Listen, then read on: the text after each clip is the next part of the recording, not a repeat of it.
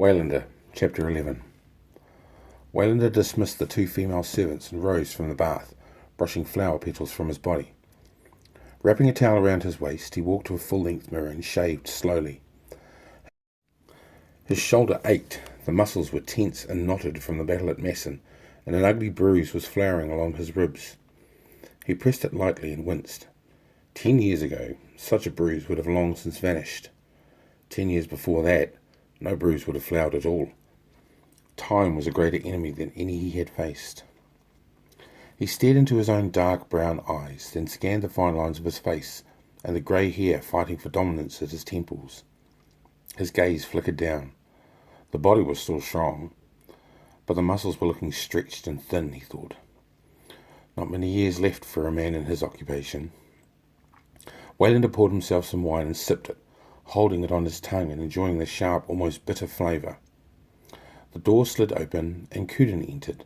He was short and fat, sweat shining on his face. Waylander nodded a greeting. The merchant was followed by a young girl carrying clothing. She laid it on a gilded chair and left the room with eyes downcast, while Cuden hovered, rubbing his hands nervously. "Everything as you requested, my dear fellow. I will also need 1,000 in silver." "Of course. Have my investments gone well?" "Well, these are hard times, but I think you will find the interest has been substantial. I have lodged the greater part of the 8,000 in Ventria for the spice trade, so the war should not affect it. You may collect it at Ispas at the Bank of Chptr." "Why so nervous, Cuden?" "Nervous? Not I. It is the heat."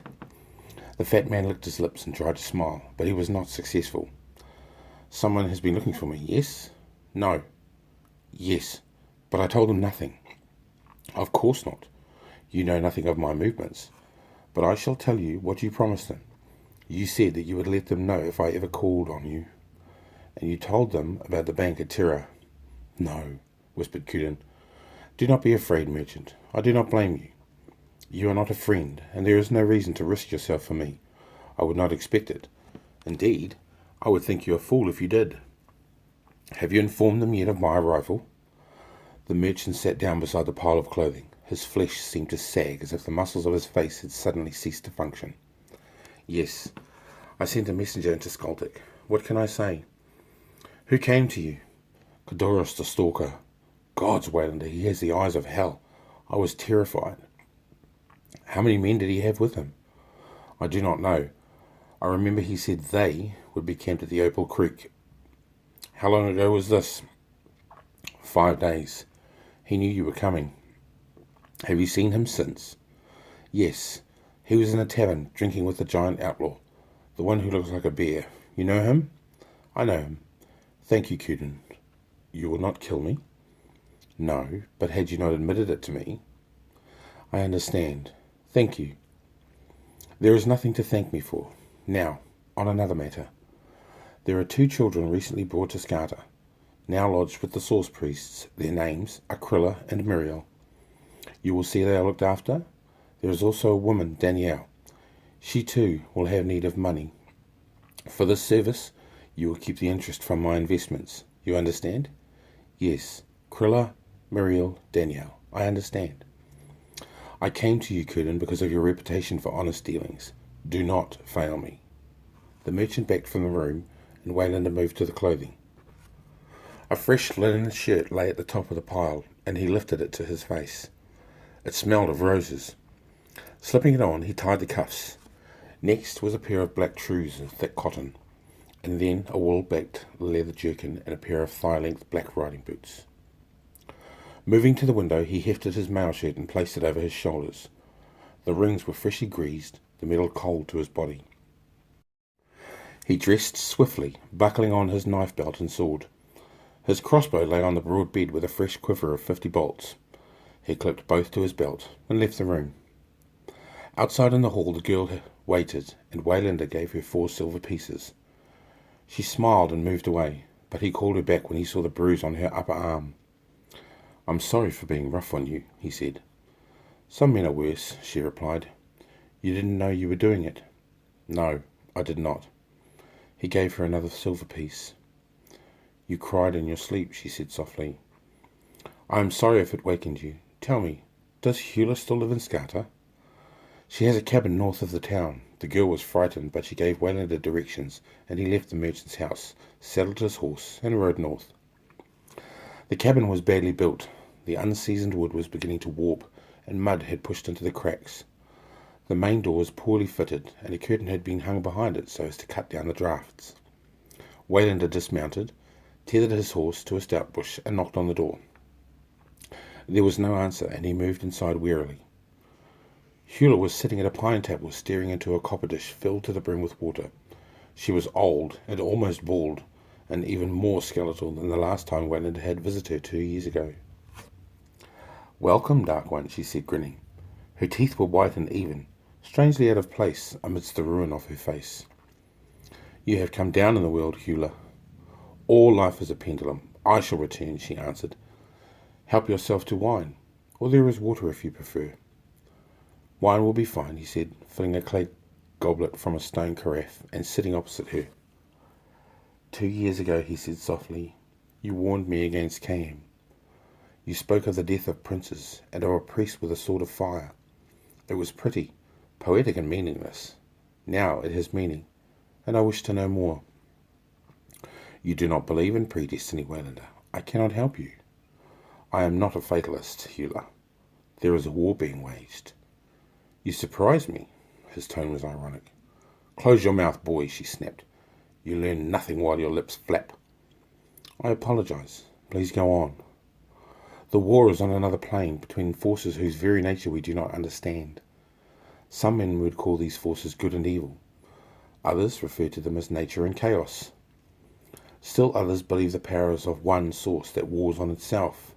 But whatever the truth, the war is real.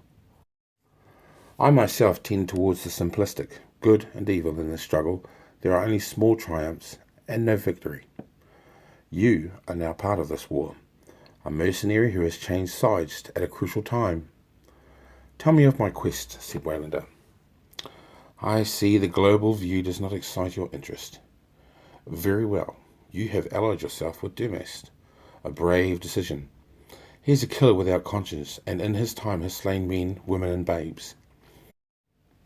He is without morality, neither evil or good, and he will betray you, for he has no understanding of true friendship. You are hunted by Cadorus, the scarred one, the stalker, and he is deadly, for, like you, he has never been bested with the sword or the bow. The Dark Brotherhood seek you, for they desire Orion's armour and your death, and the Ventrian Emperor has ordered a team of assassins against you for killing his nephew." "I did not kill him," said Waylander. "No. The deed was arranged by Cain. Go on." Hewla gazed into the bowl of water. "Death is being drawn to you from every side. You are trapped at the centre of a web of fate, and the spiders are closing in. But will I succeed?" "It depends on your definition of success." "No riddles, Hewla. I have no time." "That is true. Very well then. Let me explain about prophecy. Much depends on interpretation. Nothing is clear-cut. If you were to take your knife and hurl it into the forest, what chance would you have of hitting the fox that killed my chickens? None at all. That is not strictly true. The law of probability says you might kill it, and that is the size of your task." "Why me, Hewla?" "Now that is a question I've heard before. If I could lose a year for every time it has been asked, I would be sitting before you as a virgin beauty. But it was honestly asked, and I will answer it. You are nothing in this game but a catalyst. Through your actions, a new force has been birthed in the world.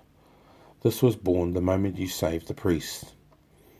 It is invulnerable and immortal, and will ride through the centuries until the end of time. But no one will remember you for it, Waylander. You will fade into the dust of history. I care nothing for that.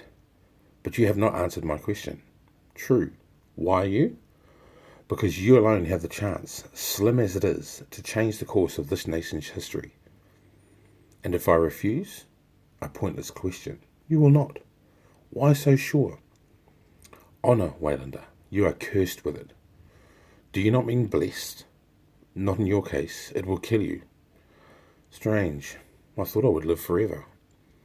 He stood to leave, but the old woman raised her hand. "I can give you one warning. beware the love of life. Your strength is that you care not about death. The powers of chaos are many, and not all of them involve pain and sharp blades. I do not understand you. Love, Waylander. Beware of love. I see a red-haired woman who could bring you grief. I shall not see her again, Hewler. Maybe, grunted the old woman. As Waylander stepped from the cabin, a shadow flickered to his left, and he dived forward as a sword blade whistled over his head. Hitting the ground on his shoulder, he rolled to his knees, his knife flashing through the air to take his attacker under the chin.